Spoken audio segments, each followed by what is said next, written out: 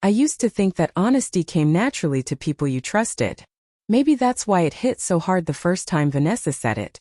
We were sitting on my couch in my apartment on Pine Street in Seattle, the late evening glow warming the walls, everything feeling quiet and safe until she looked right at me with those soft hazel eyes and said, almost casually, "We're not married, Ethan. I can see whoever I want." I remember blinking, trying to process it. Not because I thought we were married, we weren't even close to discussing engagement, but because of what it implied, because of what it didn't say. We'd been together for over a year. Long enough for routines to form. Long enough for her toothbrush to sit next to mine.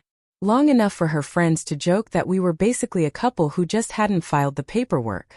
I guess I thought we were exclusive. She didn't think the same. But I didn't argue that night. I just nodded slowly, swallowing the sting, and said, "Okay. Got it." She smiled, relieved, as if she'd dodged a conversation she didn't want to have. But from that night on, something between us felt different, like a thread had been quietly snipped. Even though everything else looked the same on the surface, the changes were small at first. She started dressing up more before going out with friends. She guarded her phone like it was a state secret. She'd laugh at messages she didn't show me. And the biggest one, she stopped checking in. Weeks went by, and though she never admitted anything, the silence between us grew sharp. I didn't chase her, didn't question her. I simply observed. I watched how often her excuses repeated, how her stories slipped, how her explanations stretched thin in places where truth never does. Then came the night everything fell apart. It was a Friday, cold, drizzly, one of those nights when the air feels heavy for no clear reason.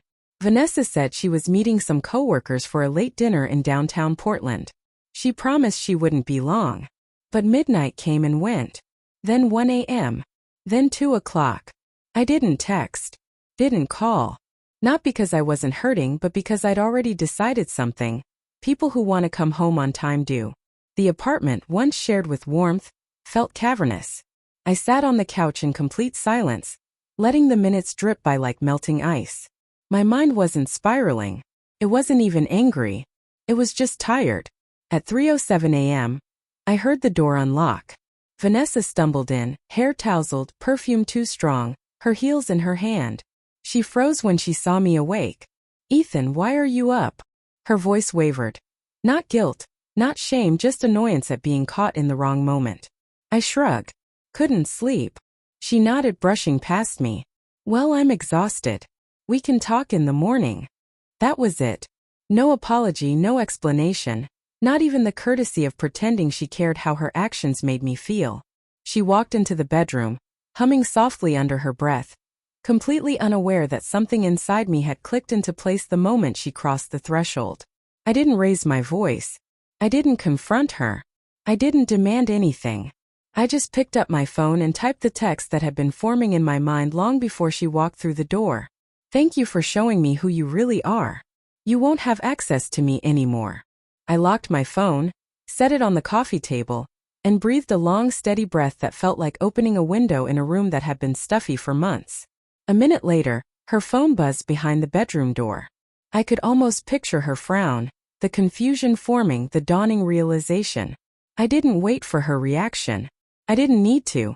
I stood up, grabbed the small duffel I'd packed weeks ago for a moment I hoped wouldn't come, and walked out without a sound. Sometimes endings don't come with shouting. Sometimes they happen quietly with a single text sent at the right time to the wrong person who never deserved you. The streets were empty, wet asphalt reflecting the neon glow from the corner street lamp. I didn't know where I was going, didn't care. All I knew was that every step away from that apartment felt lighter, freer. It was strange how a single text, just a few words, could carry so much weight. By the time I reached the little 24-hour cafe on Capitol Hill, I slid into a booth, unzipped my duffel, and let my mind wander. It wasn't revenge I felt. Not really. It was clarity. Every late night, every vague excuse, every whispered "we're not married. I can see whoever I want" had all stacked up. And in that stack, I finally saw the shape of who she really was. I didn't hate her. Not exactly. I just didn't need her anymore. Vanessa's face appeared in my mind again. Hazel eyes flashing, a tiny smirk tugging at her lips, thinking she was clever. She wasn't. I had been too patient, too willing to rationalize every wrong move. That patience was mine now, mine to keep or spend as I saw fit. I spent the night walking through the quiet streets, passing the little bookstore where we'd once argued about a trilogy she didn't like, past the park where we'd shared cheap hot chocolate on rainy afternoons. Every memory, once soft and comforting, now felt like a bookmark in a chapter one no longer wanted to read. By morning, I found myself on the light rail heading downtown. No destination in mind, just a steady rhythm to keep me grounded. The sun rose pale and hesitant, painting the city in soft oranges and pinks. And in that light I realized something vital. I was finally ready to write the next chapter for myself, not her. It wasn't anger that fueled me. It was the calm certainty that comes from making a decision that honors your own worth. I knew Vanessa would eventually notice the distance, the absence, but I also knew it would be too late for her to pull me back. That was her choice. I had simply refused to participate in it any longer. When I got back to my new place that evening, my phone buzzed. Predictably, it was her. Just a few words. "Ethan, wait. Can we talk?" I read the message, thumb hovering over the screen. Then I remembered the 3 a.m. entry, the late nights, the excuses, the lack of care, and I typed back simply, "There's nothing left to talk about. Take care." I sent it without hesitation. That night, I slept alone for the first time in months and woke up without that hollow ache in my chest. It was surreal, almost unsettling, but it was real. Peace doesn't always roar. It sometimes sneaks in quietly when you've cleared the chaos from your life. Weeks passed. I focused on myself, my work, my friendships. I reconnected with Jordan, an old college friend who had been quietly waiting for me to surface from the fog. We laughed, reminisced, and for the first time in what felt like years, I didn't feel like a ghost in someone else's life. Vanessa reached out once more months later. Her tone was hesitant, almost apologetic. She asked if we could meet, talk things over, maybe start fresh. I read the message carefully. My finger hovered over the screen just like that first morning after 3 a.m., and I let it sit. I didn't delete it. I didn't reply. I just let it exist in the digital ether. A reminder of what I had survived and what I had refused to compromise. I realized something else along the way. Boundaries are not just lines drawn in sand. They are the fences that keep your heart safe. People who respect you will meet those boundaries. People who don't will simply run into them and blame you. That's life. Vanessa's absence became a space I could finally fill with things that mattered. A job I loved, friends who valued me, mornings without anxiety, nights without dread. I traveled a little, explored new corners of the city I had ignored, sat in cafes reading books that had nothing to do with her. I didn't resent her. I just didn't need her anymore.